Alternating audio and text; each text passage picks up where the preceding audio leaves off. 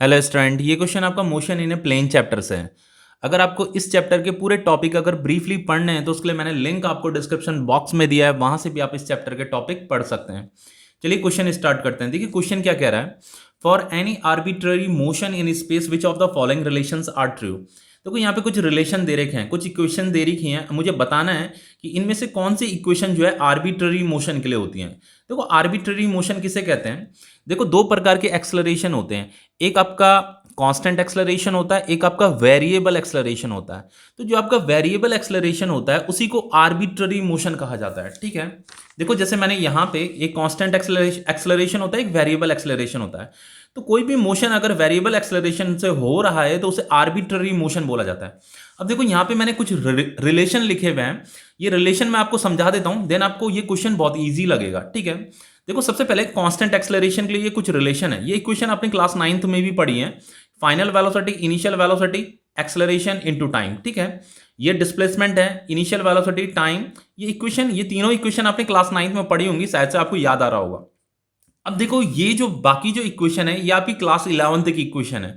देखो मैं ये जो कांस्टेंट एक्सलरेशन होता है ना, अगर कोई भी मोशन कांस्टेंट एक्सलरेशन से हो रहा है, अब देखो मान लो मोशन इस पॉइंट से इस पॉइंट तक हुआ और इस पॉइंट पे जब बॉडी पहुंची या पार्टिकल पहुंचा उस समय मान लो t1 टाइम हो रहा था और यहाँ पे t2 टाइम हो रहा था। तो t1 टाइम पे मान लो हमें उसकी इनिशियल वेलोसिटी पता है और t2 टाइम पे भी उसकी फाइनल वेलोसिटी हमें पता है।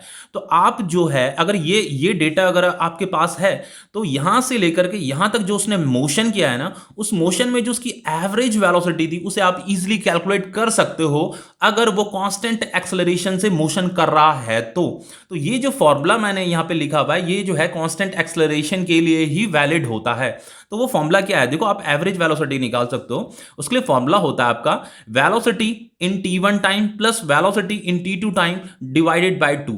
तो देखो ये t1 टाइम है, ये t2 टाइम है, तो यहाँ पे की जो भी इनिशियल वेलोसिटी होगी उसे यहाँ पे पुट करना है, ये जो फाइनल वेलोसिटी होगी t2 टाइम पे उसे यहाँ पे पुट करना है, डिवाइडेड बाय 2 करना है। तो उससे आपको एवरेज वेलोसिटी मिल जाती है। लेकिन मोशन जो है कांस्टेंट एक्सेलरेशन होना चाहिए, तब सिर्फ तब आप इस फॉर्मूले का यूज कर सकते हैं, अदरवाइज यूज नहीं कर सकते इस फॉर्मूले का। दूसरा देखो क्या होता है, यहां पे देखो मैंने ये फॉर्मूला लिखा है, देखो दोनों सेम फॉर्मूले हैं, ये दोनों के दोनों सेम फॉर्मूले हैं। तो चाहे वेरिएबल एक्सेलरेशन है चाहे कांस्टेंट एक्सेलरेशन है, वेरिएबल एक्सेलरेशन का मतलब क्या होता है, आर्बिट्ररी मोशन। तो चाहे वेरिएबल एक्सेलरेशन है चाहे कांस्टेंट एक्सेलरेशन है, आप एवरेज वेलोसिटी कैलकुलेट कर सकते हो। कहने का मतलब ये है, तो देखो जैसे मैंने यहाँ पे एक्स एक्सेस बना रखी है और ये आपका ऑरिजिन है। मान लो किसी पार्टिकल ने यहां से लेकर के यहां तक मोशन किया, इस ए पॉइंट से बी पॉइंट तक मोशन किया। तो जब वो ए पॉइंट में पहुंचा उस समय टाइम t1 हो रहा था, जब वो बी पॉइंट पे पहुंचा उस समय टाइम t2 हो रहा था। तो आपको क्या निकालना है, क्या कैलकुलेट करना है, ये यहां से लेकर के यहां तक जो उसने मोशन किया आपको एवरेज वेलोसिटी कैलकुलेट करनी है। तो उसके लिए आपको क्या करना पड़ेगा, उसके लिए आपको ये आपका फाइनल डिस्प्लेसमेंट है माइनस ये आपका इनिशियल डिस्प्लेसमेंट है, divided by final time minus initial time. देखो ये जो t2 टाइम पे जो उसने टोटल डिस्प्लेसमेंट किया उसे यहां पे लिखना है, जिसे मैं फाइनल डिस्प्लेसमेंट कह रहा हूं। तो t2 टाइम पे वो पार्टिकल यहां पे पहुंच गया था, तो ऑरिजिन पॉइंट यहां है, तो यहां से लेकर के यहां तक का जो डिस्प्लेसमेंट है जिसे मैं OB बोल रहा हूं, उस OB को यहां पे पुट करना है, जो भी लेंथ होगा वो उसे यहां पे पुट करना है। फिर माइनस ये जो t1 टाइम पे जो है वो यहां पे पहुंचा है, यानी कि उसने ये डिस्टेंस कवर किए, ये उसने डिस्प्लेसमेंट किया है, तो माइनस OA इसे यहां पे पुट करना है। तो देखो जब मैं OB माइनस OA करूंगा, OB माइनस OA करूंगा, तो यहां से लेकर के यहां तक का जो डिस्प्लेसमेंट है वो मुझे मिल जाएगा, डिवाइडेड बाय ये जो t2 माइनस t1 है ये करना है। तो इससे आपको एवरेज वेलोसिटी मिल जाता है। आर्बिट्ररी मोशन के लिए इस इक्वेशन का यूज करते हैं और कांस्टेंट एक्सेलरेशन के लिए भी सेम इसी इक्वेशन का यूज करते हैं। ये इक्वेशन दोनों के लिए वैलिड होती है। ओके, अब दूसरा क्या होता है, देखो आपसे ये जो एवरेज एक्सेलरेशन होता है इसे कैसे कैलकुलेट करते हैं। एवरेज एक्सेलरेशन के लिए आपको यहां पे फाइनल वेलोसिटी लिखना है माइनस इनिशियल वेलोसिटी लिखना है और यहां पे t2 माइनस t1 करना है। ठीक है, final time minus initial time. तो यही फॉर्मूला जो है कांस्टेंट एक्सेलरेशन के लिए भी वैलिड होता है। Average acceleration is equal to final velocity minus initial velocity, ये आपका फाइनल टाइम है माइनस इनिशियल टाइम। तो ये दोनों सेम फॉर्मूले हैं, ये दोनों फॉर्मूले जो फॉर्मूले हैं ये फॉर्मूले वेरिएबल एक्सेलरेशन के लिए भी वैलिड है, कांस्टेंट एक्सेलरेशन के लिए भी वैलिड है। अब देखो ये इस क्वेश्चन में आते हैं। देखो अब ये जो टॉपिक है ये आपको बहुत इजी लगने वाला है।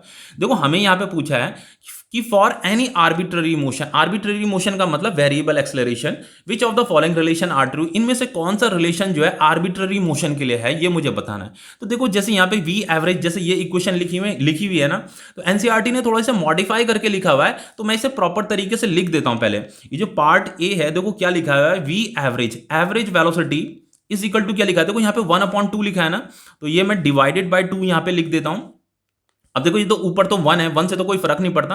अब मैंने यहां पे लिख दिया वेलोसिटी इन t1 टाइम प्लस वेलोसिटी इन t2 टाइम, ठीक है। अब देखो ये जो फॉर्मूला है, ये फॉर्मूला मैंने अभी जस्ट आपको बताया है। देखो मैंने ये फॉर्मूला आपको बताया है, देखो velocity in t1 time plus velocity in t2 time divided by 2। अगर कांस्टेंट एक्सेलरेशन से मोशन हो रहा है तो आप इस फॉर्मूले का यूज कर सकते हैं। मतलब ये आपकी इनिशियल वेलोसिटी है, ये आपकी फाइनल वेलोसिटी है, इन दोनों को ऐड करना है, डिवाइडेड बाय 2 कर देना है, ठीक है। तो इससे आपका एवरेज वेलोसिटी निकल जाता है। लेकिन ये जो फॉर्मूला है, ये फॉर्मूला कांस्टेंट एक्सेलरेशन के लिए होता है। तो यहाँ पे जो ये फॉर्मूला लिखा है ना, जो पार्ट ए है, यहाँ पे ये जो फॉर्मूला है, ये कांस्टेंट एक्सेलरेशन के लिए होता है, वेरिएबल एक्सेलरेशन के लिए नहीं होता ये फॉर्मूला, ठीक है। तो हमें क्या पूछा है, हमें यहां पे पूछा है कि which of the following relation are true for arbitrary motion. तो ये आर्बिट्ररी मोशन के लिए इक्वेशन नहीं है, ये आपकी कांस्टेंट एक्सेलरेशन के लिए इक्वेशन है। तो ये तो आपका फॉल्स हो जाएगा, क्योंकि ये जो इक्वेशन है ये आपकी कांस्टेंट एक्सेलरेशन के लिए इक्वेशन है, आर्बिट्ररी मोशन के लिए ये इक्वेशन नहीं है, ओके। अब देखो दूसरा क्या लिखा है, वी एवरेज। तो देखो इसे भी मैं प्रॉपर करके लिख देता हूं। यहाँ पे ये जो पार्ट बी है, यहाँ पे लिखा है वी एवरेज, यानी कि average velocity is equal to क्या लिखा है, देखो आर क्या है, आर का मतलब डिस्प्लेसमेंट है, ठीक है। तो displacement in t2 time minus displacement in t1 time, ये divided by final time minus initial time, ठीक है। अब देखो इसी फॉर्मूले को मैंने यहां पे आपको बताया था। देखो ये आपका एवरेज वेलोसिटी है, तो जो एवरेज वेलोसिटी होता है आपका, देखो जो एवरेज वेलोसिटी होता है ये क्या होता है आपका फाइनल डिस्प्लेसमेंट, ये ओ बी है ना, ये ओ पॉइंट, ये बी पॉइंट, ओ बी, यहां से लेकर के यहां तक का डिस्प्लेसमेंट इन t2 टाइम। तो ये क्या है, ये देखो OB की जगह में यहां पे क्या लिखा हुआ है, R लिखा हुआ है, OB की जगह में R लिखा हुआ है। तो ये डिस्प्लेसमेंट है, displacement in t2 time minus displacement in t1 time. तो यहां पे देखो मैंने R की जगह में OB लिखा है, माइनस वो जो दूसरा R है, ये वाला जो R है, देखो ये वाला जो R है इन t1 टाइम, यहां पे मैंने OA लिखा हुआ है, और डिवाइडेड बाय देखो यहां पे क्या लिखा हुआ है, ये final time minus initial time. तो देखो ये इक्वेशन आपकी जो है वेरिएबल एक्सेलरेशन के लिए भी है, कांस्टेंट एक्सेलरेशन के लिए भी है। तो इस इक्वेशन का जो यूज है, आप वेरिएबल एक्सेलरेशन यानी कि ये जो आपका आर्बिट्ररी मोशन है इसके लिए भी यूज कर सकते हो, और कांस्टेंट एक्सेलरेशन के लिए भी यूज कर सकते हो, ठीक है। दोनों के लिए ये इक्वेशन वैलिड होती है, तो ये आपका ट्रू हो जाता है, ठीक है।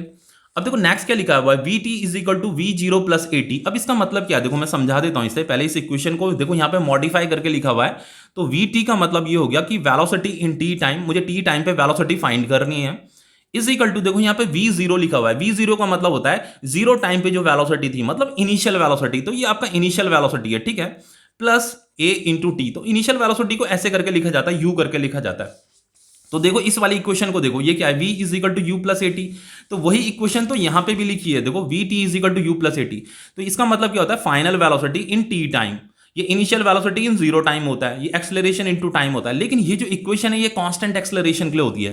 तो ये जो इक्वेशन है ये सिर्फ कांस्टेंट एक्सेलरेशन के लिए वैलिड होती है, वेरिएबल एक्सेलरेशन के लिए वैलिड नहीं होती। लेकिन मुझे यहां पे ये बताना है आर्बिट्ररी मोशन के लिए इक्वेशन ढूंढनी है यहां पे, तो ये आर्बिट्ररी मोशन के लिए ये इक्वेशन नहीं है, तो ये आपका फॉल्स हो जाएगा, ओके। अब देखो इस वाले को देखो, ये आर टी लिखा हुआ है, आर टी का मतलब क्या होता है, डिस्प्लेसमेंट होता है, ओके। यहां पे जो आर है ये डिस्प्लेसमेंट को डिनोट कर रहा है, ये आर टी, टी टाइम पे जो उसने डिस्प्लेसमेंट किया इज इक्वल टू ये आर जीरो लिखा हुआ है, यानी कि जीरो टाइम पे जो उसका डिस्प्लेसमेंट था, तो यहां पे ये आर आ गया। चलो इस जीरो को भी लिख देते हैं, मतलब इनिशियल टाइम पे जो उसका डिस्प्लेसमेंट था, प्लस ये लिखा है वी जीरो। वी जीरो का मतलब होता है इनिशियल टाइम पे जो उसकी वेलोसिटी थी, मतलब जीरो टाइम पे जो उसकी वेलोसिटी थी, into time plus half A T का स्क्वायर। अब देखो यहां पे क्या है, देखो मैं आपको बताता हूं। जैसे ये आपका ओरिजिन है, ध्यान से देखना इसे, ये आपका ओरिजिन है। मान लो यहां पे कोई कार खड़ी है और उसने यहां से लेकर के यहां तक का डिस्प्लेसमेंट किया, ये आपका ओरिजिन पॉइंट है। अब मान लो वो इस ओरिजिन पॉइंट से आर डिस्टेंस दूर खड़ी हो रही है, ठीक है। अब उसने यहां से लेकर के यहां तक का डिस्प्लेसमेंट किया, ये डिस्प्लेसमेंट किया, आपको ये टोटल डिस्प्लेसमेंट निकालना है। तो देखो यहां पे तो वो खड़ी थी, यहां से उसने मोशन करना शुरू किया है। तो देखो ये जो आर है ना, ये जो आर है, ये आर तो यहां पे मैंने ये लिखा हुआ है, जो इसका इनिशियल डिस्प्लेसमेंट था, जो मतलब यहां पे खड़ी हो रही थी, ओरिजिन से इतनी दूरी पे खड़ी हो रही थी, तो ये आर हो गया। अब देखो यहां से लेकर के यहां तक का जो आपको डिस्प्लेसमेंट निकालना है, उसके लिए कौन सी इक्वेशन का आप यूज करोगे? देखो उसके लिए हम इस वाली इक्वेशन का यूज करते हैं, s is equal to initial velocity into time half A T का स्क्वायर। तो देखो यहां पे क्या हो रखा है, यहां से लेकर के यहां तक ये जो इक्वेशन है, यही वाली इक्वेशन है, ये वाली इक्वेशन, ये देखो कहां गया हूं, ये रहा। देखो ये वेलोसिटी इन जीरो टाइम लिखा हुआ है, वेलोसिटी इन जीरो टाइम का मतलब होता है इनिशियल वेलोसिटी, ये वाली इनिशियल वेलोसिटी, ये वाली इंटू टी भी लिखा है, टी लिखा है हाफ ए टी का स्क्वायर। तो यहां पे क्या लिखा है, हाफ ए टी का स्क्वायर। तो ये जो इक्वेशन है ना, यहां से लेकर के यहां तक इक्वेशन, इस इक्वेशन से इस वाली डिस्प्लेसमेंट का पता चल जाएगा। और ये जो डिस्प्लेसमेंट है, ये ऑरिजिन से जितनी दूरी पे वो खड़ी थी वो डिस्प्लेसमेंट है ये, ठीक है। लेकिन ये जो इक्वेशन है ये वाली जो इक्वेशन है, ये आपकी कांस्टेंट एक्सेलरेशन के लिए होती है, वेरिएबल एक्सेलरेशन के लिए नहीं होती है। तो ये भी आपका क्या हो जाएगा, आपका फॉल्स हो जाएगा, क्योंकि ये इक्वेशन आपकी कांस्टेंट एक्सेलरेशन की इक्वेशन है, लेकिन मुझे आर्बिट्ररी मोशन के लिए इक्वेशन बतानी है, ठीक है। तो ये भी आपकी आर्बिट्ररी मोशन की इक्वेशन नहीं है, ये आपकी कांस्टेंट एक्सेलरेशन की इक्वेशन है। अब देखो नेक्स्ट यहां पे एवरेज एक्सेलरेशन के लिए क्या लिखा है, देखो ये इक्वेशन यहां पे मॉडिफाई करके लिखी है, तो मैं इसे प्रॉपर तरीके से लिख देता हूं। एवरेज जो एक्सेलरेशन है आपका, वो दे रखा है आपका वेलोसिटी इन t2 टाइम, तो velocity in t2 time minus velocity in t1 time divided by t2 minus t1। तो देखो ये फॉर्मूला मैंने अभी जस्ट यहां पे आपको बताया तो था। देखो एवरेज अगर आपको एक्सेलरेशन निकालना है, उसके लिए final velocity, initial velocity, final velocity इन t1 टाइम यहां पे पुट करना है, माइनस इनिशियल वेलोसिटी इन t1 टाइम यहां पे पुट करना है, ठीक है। और यही फॉर्मूला जो है कांस्टेंट एक्सेलरेशन के लिए भी होता है। ये फॉर्मूले जो है आर्बिट्ररी मोशन के लिए भी वैलिड होता है, कांस्टेंट एक्सेलरेशन के लिए भी वैलिड होता है। तो देखो यहां पे यही फॉर्मूला तो लिखा हुआ है, average acceleration is equal to, देखो ये क्या लिखा है, वेलोसिटी t2 टाइम पे जो भी वेलोसिटी होगी उसे मुझे यहां पे पुट करना है, तो उसे फाइनल वेलोसिटी बोलते हैं। t1 टाइम पे जो वेलोसिटी होगा उसे यहां पुट करना है, तो उसे इनिशियल वेलोसिटी बोलते हैं, ठीक है। तो ये जो फॉर्मूला है, ये फॉर्मूला आपका जो है कांस्टेंट एक्सेलरेशन के लिए भी है, वेरिएबल एक्सेलरेशन के लिए भी है, मतलब आर्बिट्ररी मोशन के लिए भी है, ठीक है। तो ये जो रिलेशन है, ये वाला रिलेशन क्या हो जाता है आपका, ट्रू हो जाता है। तो यहां पे देखो ये जो b है और ये जो e है, ये दो ट्रू है, बाकी फॉल्स हैं, ठीक है। बाकी जो इक्वेशन है वो आपकी कांस्टेंट एक्सेलरेशन के लिए वैलिड इक्वेशन है। ओके, तो ये क्वेश्चन आपका कंप्लीट हो जाता है। ओके।